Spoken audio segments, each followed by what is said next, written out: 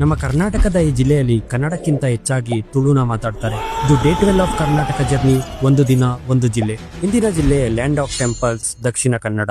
ಬ್ರಿಟಿಷರ ಕಾಲದಲ್ಲಿ ಇದನ್ನು ಸೌತ್ ಕೆನರಾ ಎಂದು ಕರೆಯಲಾಗುತ್ತಿತ್ತು. ಸ್ವತಂತ್ರದ ನಂತರ 1956ರಲ್ಲಿ ಇದನ್ನು ದಕ್ಷಿಣ ಕನ್ನಡ ಎಂದು ಮರುನಾಮಕರಣ ಮಾಡಲಾಯಿತು. ದಕ್ಷಿಣ ಕನ್ನಡ ಜಿಲ್ಲೆಯ ಸುತ್ತಳತೆ ಅಂದಾಜು 4893 ಸ್ಕ್ವೇರ್ ಕಿಲೋಮೀಟರ್ಸ್. ಈ ಜಿಲ್ಲೆಯ ತಲಾ ಆದಾಯ 4,92,000 ರೂಗಳು ಹಾಗೂ ಸಾಕ್ಷರತೆ ಪ್ರಮಾಣ 90%. ದಕ್ಷಿಣ ಕನ್ನಡ ಜಿಲ್ಲೆಯಲ್ಲಿ ಒಟ್ಟು 9 ತಾಲೂಕುಗಳಿವೆ.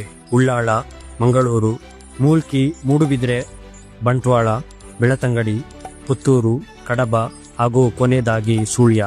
ದಕ್ಷಿಣ ಕನ್ನಡ ಜಿಲ್ಲೆ ಹೆಚ್ಚಾಗಿ ಯಾವುದಕ್ಕೆಲ್ಲ ಫೇಮಸ್ ಅಂದ್ರೆ ಫುಡ್ ಅಲ್ಲಿ ನೀರ್ದೋಸೆ, ಕೋರಿ ರೊಟ್ಟಿ, ಗೋಲಿಬಜೆ ಹಾಗೂ ಪುಂಡಿ.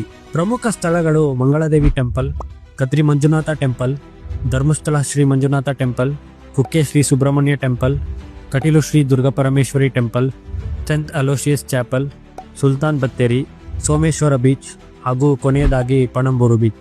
ಅಲ್ಲಿನ ಸಾಂಸ್ಕೃತಿಕ ಆಚರಣೆಗಳು ಯಕ್ಷಗಾನ, ಭೂತಕೋಲ, ಕಂಬಳ ಹಾಗೂ ಪಿಲಿನಲಿಕೆ.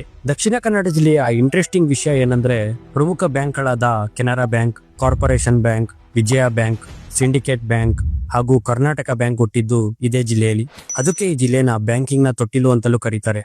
ಹಾಗೂ ದಕ್ಷಿಣ ಕನ್ನಡ ಜಿಲ್ಲೆ ಬಹುಭಾಷಾ ನಗರವಾಗಿದ್ದು ಇಲ್ಲಿನ ಜನ ಕನ್ನಡಕ್ಕಿಂತ ಹೆಚ್ಚಾಗಿ ತುಳು, ಕೊಂಕಣಿ, ಬ್ಯಾರಿಯಲ್ಲಿ ಮಾತಾಡ್ತಾರೆ. ಕೊನೆಯದಾಗಿ ದಕ್ಷಿಣ ಕನ್ನಡ ಜಿಲ್ಲೆ ಕರ್ನಾಟಕದಲ್ಲೇ ಅತಿ ಹೆಚ್ಚು 90% ಸಾಕ್ಷರತೆ ಪ್ರಮಾಣ ಹೊಂದಿದೆ. ನೀವು ಯಾವ ಜಿಲ್ಲೆಯವರೆಂದು ಕಮೆಂಟ್ ಮಾಡಿ. ನೀವೇನಾದ್ರೂ ದಕ್ಷಿಣ ಕನ್ನಡ ಜಿಲ್ಲೆಯವರಾಗಿದ್ರೆ ಈ ರೀಲ್ ನ ಮಿಸ್ ಮಾಡದೆ ನಿಮ್ಮ ಸ್ಟೋರಿಗೆ ಹಾಕೊಳ್ಳಿ ಮತ್ತೆ ಹೆಚ್ಚಾಗಿ ಶೇರ್ ಮಾಡಿ. ಹಾಗೂ ಇದೇ ರೀತಿ ಎಲ್ಲಾ ಜಿಲ್ಲೆಯ ವಿಡಿಯೋಗಾಗಿ ಫಾಲೋ ಮಾಡಿ ಗೋ ಕನ್ನಡಿಗ.